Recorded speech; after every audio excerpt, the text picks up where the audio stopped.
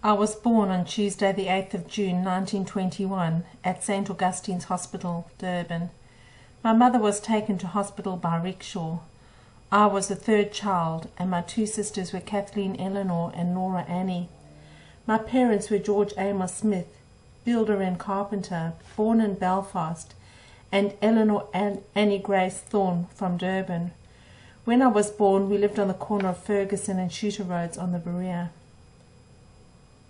My grandparents on my father's side were William Henry Smith, born in South Africa, and Catherine McGinnity from Belfast.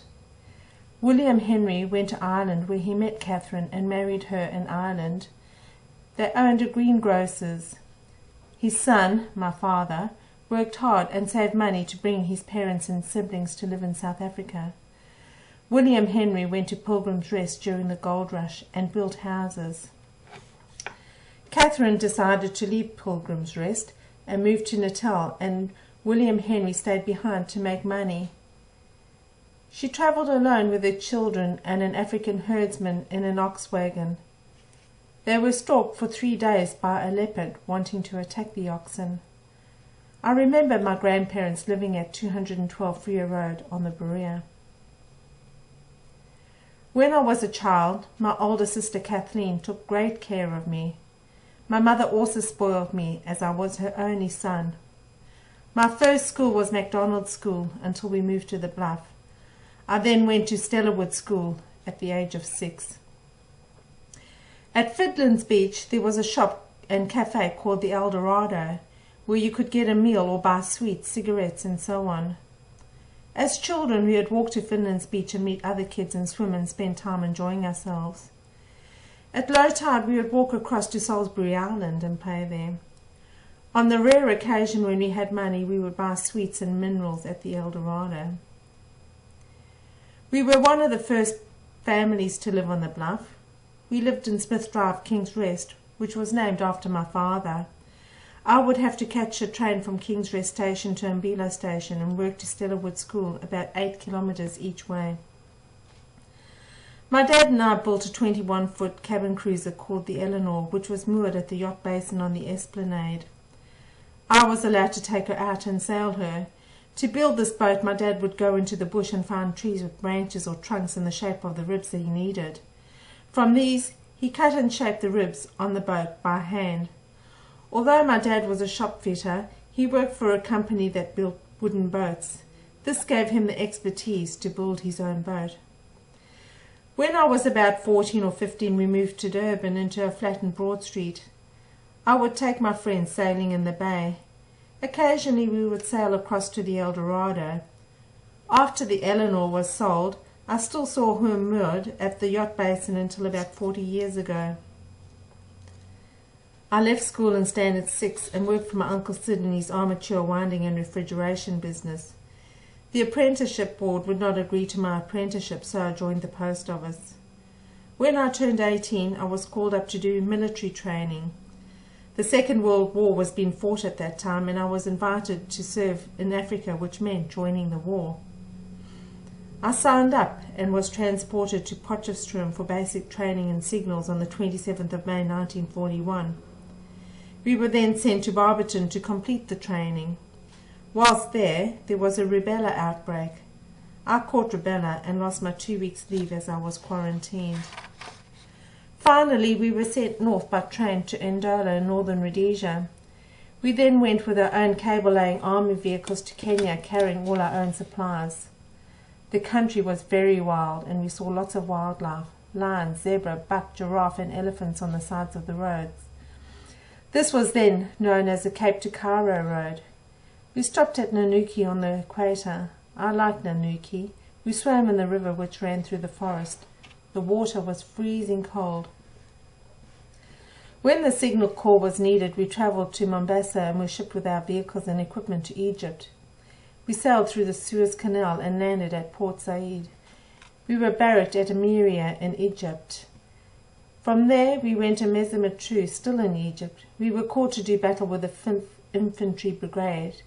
We joined them at Sidi Rezeg, where we were captured by the Germans and sent to Benghazi until they found a cargo ship to send us to Europe. There were about 2,000 of us in the hold, sleeping on bare shelves without blankets or bedding. We were only let out for toilet breaks. About 10 miles from Patras in Greece, we were torpedoed. The Italian captain and his crew lowered a lifeboat and abandoned ship. The torpedo had struck between the first and second holds.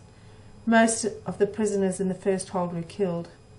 A hole was blasted in the second hold, which allowed water to drop in. A lot of prisoners had survived the initial blast, then drowned. I was in the third hold. The wooden covers blew up in the explosion and fell back down, sounding like machine gun fire. With water filling the first two holds, the ship started to go down bow first. This caused the propeller to rise out of the water, immobilizing the boat. A German army captain took over the ship and got the prisoners to the stern, using their weight to get the propellers back in the water. He then got the ship going again and ran it aground near Patras. The prisoners then used a rope going hand over hand to shore through the water, where we were rounded up by Italian sentries. We were taken to stone barracks with standing room only and put soaking wet and freezing cold in the middle of winter into these barracks. Many prisoners caught colds, pneumonia and diarrhea and got lice. We were taken by ship to Brindisi in Italy, where we camped in little tents. We stayed in this temporary camp for several months and were sent by rail to Campo 52, a permanent camp in Genova. We were given very little rations and I lost a lot of weight. Being a permanent camp, we kept ourselves entertained by putting on plays like The Importance of Being Earnest, having boxing matches, playing cards and contact bridge. I learned to speak Italian and translated the newspaper. This helped pass the time and kept our spirits up. After about 2.5 years in that camp, I was sent off in a working party to Georgia. After the Italians capitulated, we got free and befriended some local peasants. They gave us a little hut on the river to hide in and brought us food daily. I even learned to speak Italian in the local dialect. Our presence was reported to the Germans by an unfriendly Italian. We were rearrested and shipped to Munich to a transit camp. We were eventually railed to a permanent camp in Nuremberg. We were marched back to Munich after the Germans started losing the war. This took several days, and we had just got back when the American soldiers broke through their lines and freed us.